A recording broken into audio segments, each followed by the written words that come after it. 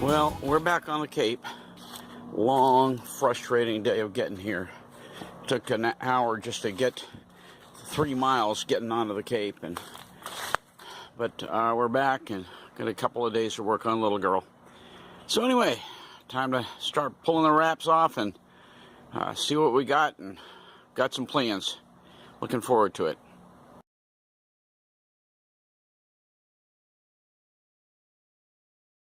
They say perception is everything. I bought this at Walmart. Really reasonable price, 12 bucks. Nice water, jerry can. All hard plastic. Should work, right? It's huge. It's funny how when I was looking at it at Walmart, it looked big, but I thought, well, I think maybe I can get that in my, like under my starboard quarter berth. Got here. It is so big. It's just huge. So then I said, okay, well, I'm not giving up yet. So I looked back under here and back in underneath the cockpit. And the thing is so stinking big, it's almost impossible. Well, it is impossible. It's impossible to get it past that. Well, it's actually a dual scupper, and it's that what you see is a hose right there, the big one, vertical. That's not only the scupper for the cockpit, but that's also where your lanyard goes. It goes down to your centerboard, and you can't get it past that. It's not enough height, not enough.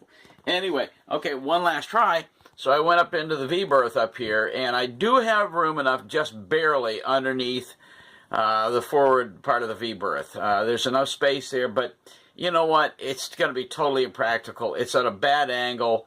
And anyway, it was a great idea. Here's what I had in mind.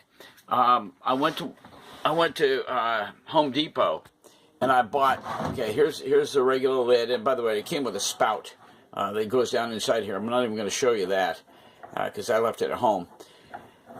But what I did, I bought a rubber gasket, and okay, this is. Put this on. Okay, this is a cover that comes on it. That rubber gasket fits that like a glove. It's perfect, right? Okay, well, I had to cut off the edges, but it still fits right up. Let's do this. Right up inside the cover. And so that when you go to crank it down, not only does it fit, but you've got a beautiful gasketed watertight fit of your cover. Now, next step, what I was going to do, and this is a little baby here. This is a 5/8, which is what my hose is going up into your water pump or your hand pump station up here on the sink. Okay, so there's 5/8 to go into a 5/8 inch hose. Here's 3/4 inch, and I was going to just drill a hole through here. Okay, cock it and lock it down on the inside with this. By the way, the only thing that fits one of these 3/4 inch well, I don't know what your nylon fittings, whatever, is an electric nut of all things. The thing, it's perfect fit. But anyway, an old hand that works at the Home Depot showed me this. So anyway, I was going to just, drill a hole through there and lock it down on the inside, cock it, and voila, you got yourself a 6-gallon water tank, right? Just one problem. Little girl is really too small for this big old 6-gallon tank, at least in this configuration. So, this is going back. I've kept all the paperwork, so I can just take it back and get my money back. I'll probably get a little 3-gallon. I think I'd get a 3-gallon that looks like a gas can, but it'll work and is small enough to where I can get it in any one of these compartments around here. Well, the best laid plans of mice and men around here, but picking up right where I left off last time, I kept on going with the tow rails, doing the stripper. I'm using the citrus stripper again, and I've got this whole section done all the way from here and over here, same thing, all the way up to the scupper. And I'm going to just do it a section at a time like that. I think it's going to be easier to kind of keep up with what I've done and take it a section at a time, and maybe really put some concentration in on it. But anyway, that's going on. Meanwhile, the other thing, I'm go on down here. I've taken off the starboard coaming block, cleaned everything all up. It's ready to go back on, and next up right here, going to be doing some life cock. Want to get that done, get the coamings back on. Hopefully all of this before my son and his family get here, and this is going to be the first they've seen the boat, and I'd really kind of like to get that part of it done. I think I'm going to do a What's New corner here in a few minutes, just so I can get it over with, because I've got some new stuff to be using on the rest of the boat, and I'll bring that up to date in just a minute.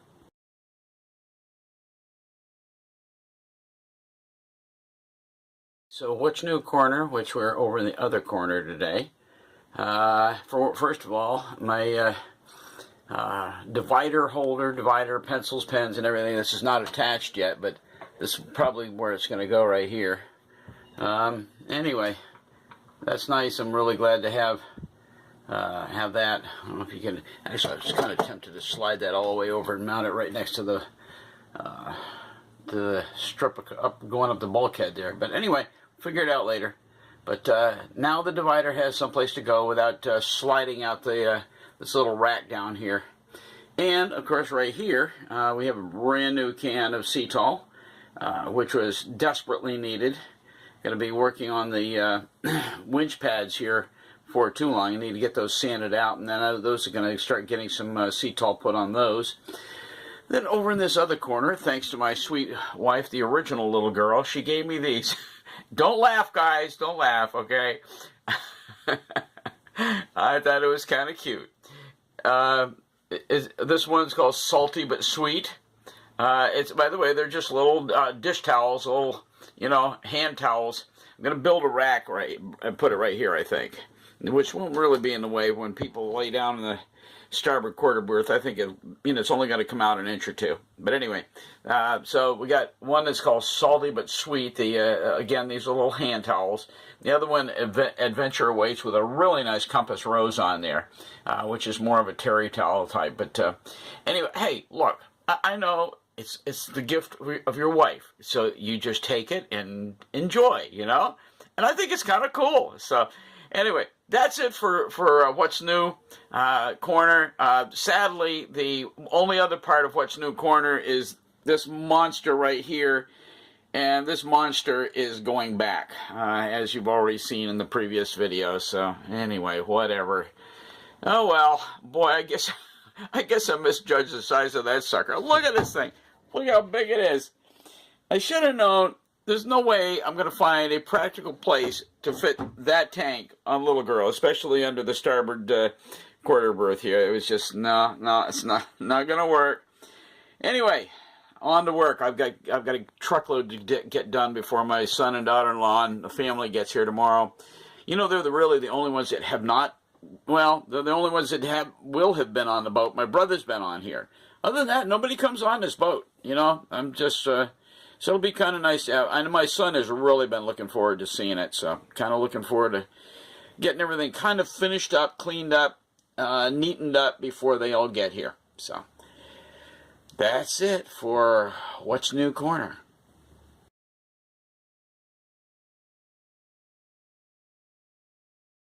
Well, we're back from our traditional evening bout down at Seafood Sam's. Had a wonderful scallop and clam plate, and enjoyed watching the sun set out over the Cape Cod Canal while we're eating. Anyway, that was delightful. And now we're back, and I'm aboard Little Girl, and for a kind of an evening wrap up of the first day. it's been a good day. You know, we didn't get in here till, good grief, 3:30 this afternoon, I guess. I think it was almost 4 by the time I got any work done around here.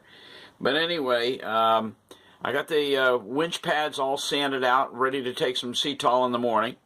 I've got coaming blocks all removed. Matter of fact, these bolts, these screws have all been, well, those have all been loosened all the way back, and the coaming blocks are now completely off. These are the blocks. These are the heavy threaded screws that go into the coaming blocks and anchor them to the side of the cabin, on both port and starboard. So anyway, the coaming blocks are off, and in the morning they're going to be bedded and put on back on permanently onto the side of the cabin. And I'll see, what else did I do? Oh, and the tow rails. Tow rails are all stripped. Well, they're still in the stripper with the cellophane over the top of them, and that'll sit for the night. And tomorrow morning I can take some coarse steel wool and work with it. And anyway, just 3 different jobs, pretty much bum this afternoon after we got in here, even before we went out to eat. So anyway, I'll pick it up some more in the morning and do some more on this video. But that was encouraging to actually get that much done in one afternoon. I like to think ahead and reason what are some things that I can keep going, even as one is being finished up or worked on, another one is already in progress and kind of continuing. So we're going to turn in and put little girl to bed for the night, and we'll catch you guys first thing tomorrow morning, probably 5:30, something like that. So we'll be back out here. Have a good evening. Well, we're back on the boat. It's just after 6 a.m. and getting ready to throw some life caulk all around these edges. These are the inside of the coaming blocks. You see the life caulk is slowly but surely coming out. That's good, because I want to take a few minutes here and just do this. Remember way back when I did these, this is pressure treated lumber, and these are epoxied into place big time and screwed into place back. And so anyway, I didn't run them all the way to the bottom for a deliberate reason. The original ones went all the way to the bottom, and they were plywood, and that plywood sopped up, wicked up water from the deck and just rotted those. I was pulling those out of there in wet hunks, the original plywood. And so now I've got nothing but pressure treated, epoxied into place, screwed into place. And the beauty is I didn't run it all the way to the deck. That way, any water coming in down here, if we get, this is just nothing but glass here, and it's going to be caulked all the way around, but no water can get onto the bottom of this to wick up into it.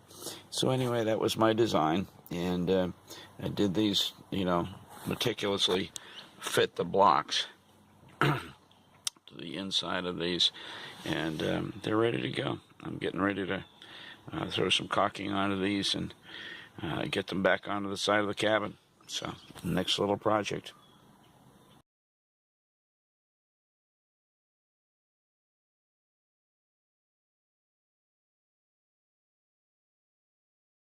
Cleaning up a little bit, but so far this morning from about 6 o'clock to 7:30, I got the starboard coaming block is all bedded and on now. All the screws are all driven home, and it's there.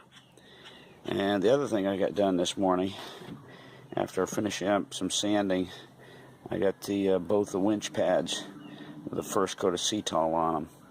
And keep in mind here, these things, all of the teak on this thing was really beat. But you can see here somebody had taken a sander, a obvious circular sander, to these poor winch pads at some point. You can see the marks from it, and not good. Anyway, I'm not going to worry about it. They show their age. This boat is 48 years old now, and 48 going on 50. Anyway, let me swing around here, and this is port. Got this all finished up this morning too. Well, finished. First coat of Cetol on it. And these winches may be antique, but they still work. And I've already got an article lined out on the internet, and as a matter of fact, I printed it, how to pull these apart. The handle fits in here for ratcheting, but the handle also doubles and it fits right into here like a big old screwdriver. The top of it does. Actually, the bottom of it fits in here, and you turn it, I think, counterclockwise, and it lets go of the mechanism down inside of here. You pull this all apart and lubricate it, and so that's one of the future projects. For right now, I'm just trying to get this all this stuff done up. After breakfast, I'm going to get out of here and pull all the cellophane off the stuff that I put the stripper on last night, and take some coarse steel wool to it, try to get that cleaned up, sanded. Ultimately, all of the tow rail is going to get done all the way up to the bow. And then anyway, I don't have it uncovered just yet, but I'll show you later. The block at the very tip of the bow, it's got a crack in it, and I haven't yet decided what I'm going to do with that. But anyway, got my little solar panel out this morning. Sun will come around here before too long, and I'll be able to jack my battery up a little bit. Anyway, well, it's 7:35, something like that. It's time for breakfast. We'll catch you guys a little bit later. Back out of here on the boat. Had some family time this morning, so that always takes away from things I try to get accomplished out here. But you know, hey, my mom and dad aren't getting any younger, so you got to spend the time while you got it. Anyway, so I'm back out here. I'm going to turn this video around and show the front side of the camera here to what I'm doing. I'm pulling all the saran wrap stuff off the stripper that I put on last night and getting it done. This stuff just works marvelously. I will say that the inboard tow rail is weathered far more than that to the outside, but that has to do with the fact that it's leaning. The outside is not subjected to rain and so forth, although it would have been subjected to salt water, which you'd think that would do its own stuff. So anyway, so little by little, what I'm doing here is taking in between, using very coarse steel wool and scraping with my knife. I'm getting all that old varnish off from there and getting ready to just kind of do section by section until it's all done, and then we'll do a sanding, and then we'll start doing some Cetol. So anyway, so I'm going to turn this around and show it to you right now for what I've been doing here for the last 45 minutes or so. I'm not real good at this switching front view to back view, whatever it is. Okay, so anyway, this is I've done from right about here forward. And you can see where the white stuff, what they call it, citrus strip, it just turns kind of powdery white during the night, and a lot of it, once you get to working with it, you put your coarse steel wool on it, it just turns into this powder stuff and comes right off with no problem at all.